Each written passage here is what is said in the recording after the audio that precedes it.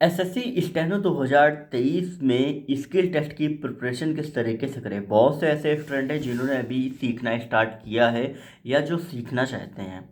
तो यहाँ पर मैं आपको बता दूं कि अगर आपने अभी हाल ही में सीखना स्टार्ट किया है तो अभी मेन जो आपको फोकस रखना है वो आपको रखना है शब्द चिन्ह पे, क्योंकि जब आप एक सीखना स्टार्ट करते हैं तो आप धीरे धीरे वर्ड्स बनाते हैं, फिर इसके बाद सेंटेंस धीरे धीरे लिखते हैं। तो इनमें सबसे इंपॉर्टेंट रोल होता है आपका शब्द चिन्ह का। जितना ज़्यादा शब्द चिन्ह की आप प्रैक्टिस करोगे उतना ही ज़्यादा आप स्टेनो अच्छे से लिख पाओगे, क्योंकि शब्द चिन्ह जो होते हैं वो आपकी स्पीड को बढ़ाते हैं। अब सबसे पहली चीज़ कि जितने भी फ्रेशर्स हैं जो सीखना चाहते हैं वो क्या करें।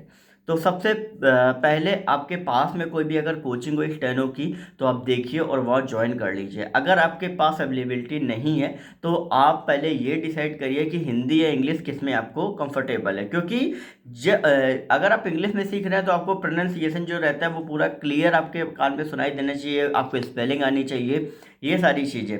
अगर आप हिंदी में सीखना चाहते हैं तो हिंदी में आपकी जो पकड़ है, जैसे नॉर्थ इंडिया में क्या रहता है कि लगभग हिंदी में स्टेनो ज़्यादातर स्टूडेंट सीखते हैं, इंग्लिश के कंपैरिजन में हिंदी के ज़्यादातर स्टूडेंट रहते हैं, क्योंकि हिंदी में उनकी पकड़ जो है वो आप सभी की रहती है।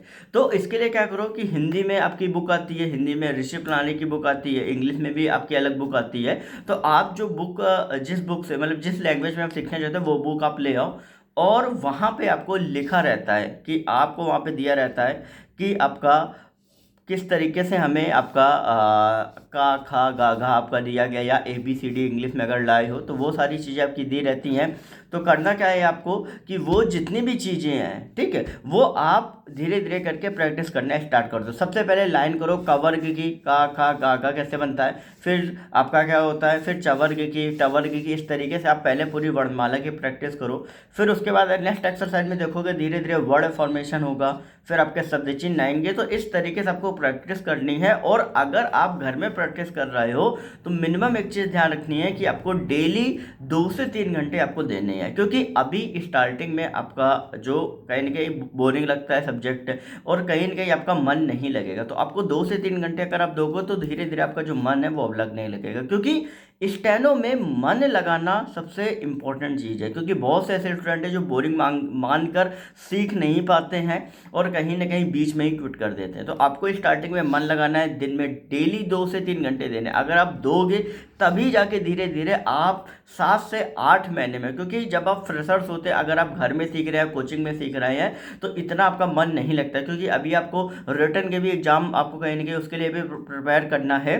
तो आप धीरे धीरे करके अगर आप करोगे तो मिनिमम 7 से 8 महीने में आप आराम से 80 वर्ड पर मिनट की स्पीड क्रॉस कर ले जाओगे। और उसके बाद, क्योंकि अभी स्किल की अगर हम बात करें तो स्किल जो है वो आपका फेब में 2023 का जैसा एक्सपेक्टेड है वो हो सकता है इस बार की तरीके।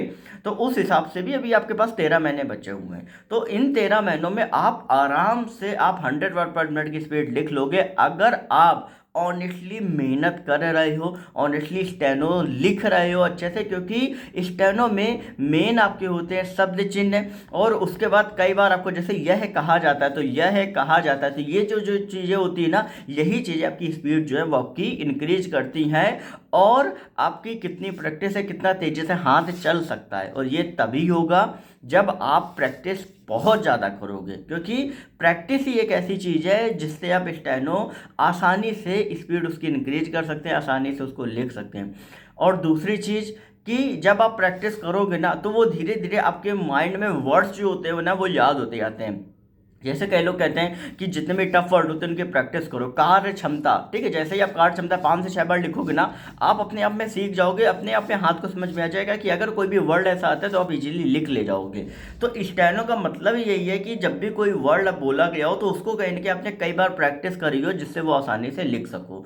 तो अभी मिनिमम 2 से 3 घंटे आपको डेली देने। अगर पास में कोई कोचिंग है वहाँ से जाके आप स्टार्ट कर लो, क्योंकि कोचिंग में आपका 3 से 4 महीने में बुक कंप्लीट कर देते हैं। नहीं है तो आप घर में भी चाहो तो स्टार्ट कर सकते हो। बाकी मैंने स्टेनो की अलग से कुछ वीडियो स्टार्टिंग में बनाई हुई है, ठीक है, तो वो अगर आप प्रैक्टिस करते हो तो बहुत अच्छी बात है। नहीं तो अगर आप कहो तो मैं क्लासेस भी जो है वो मैं ऑनलाइन स्टार्ट कर दूंगा, और मिनिमम मेरा ये टारगेट रहेगा कि 3 महीने के अंदर अंदर वो बुक जो है वो पूरी कंप्लीट कर दी जाए। क्योंकि जिस हिसाब से प्रैक्टिस आपको चाहिए होती है वो सारी चीज़ें मैं आपको बताऊंगा, लेकिन बस आपको एक चीज़ ध्यान रखनी है। अगर आप कहोगे तो उसका एक अलग मैं ग्रुप भी बना दूंगा, और उस ग्रुप में जितने भी स्टेनो के एस्पिरेंट है वो सारे रहेंगे। आएंगे सीखने वाले, ठीक है।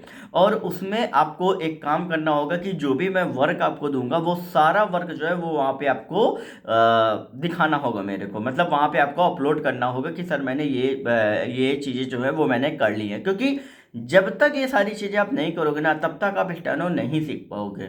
तो अगर आपको लगता है तो आप कमेंट सेक्शन में लिखिए, तो मैं कोशिश करूँगा मिनिमम कम से कम 50 बच्चे आराम से होने चाहिए, तभी मैं इस चीज़ को स्टार्ट करूँगा। बाकी अगर आपके पास अवेलेबिलिटी है, अगर नियर बाय कोचिंग है या आप घर पे भी कर सकते हो तो आप करिए, और जैसा होता है आप मेरे को कमेंट सेक्शन में बताइए। बाकी अपडेट्स के लिए चैनल को सब्सक्राइब करके बेल नोटिफिकेशन आइकन ऑल पे करिए, सारी अपडेट्स यहाँ पे आपको मिलेंगी। कोई भी क्वेरी है तो इंस्टाग्राम पर सरकारी नौकरी वाले बाबा टाइप करके पूछ सकते हो। साथ ही टेलीग्राम ग्रुप को ज्वाइन जरूर कर लेना, क्योंकि वहाँ पर जितने भी पेपर्स वगैरह होते हैं, जितनी भी स्ट्रेटेजी होती है, वो सारी चीज़ें मैं आपसे शेयर करता रहता हूँ।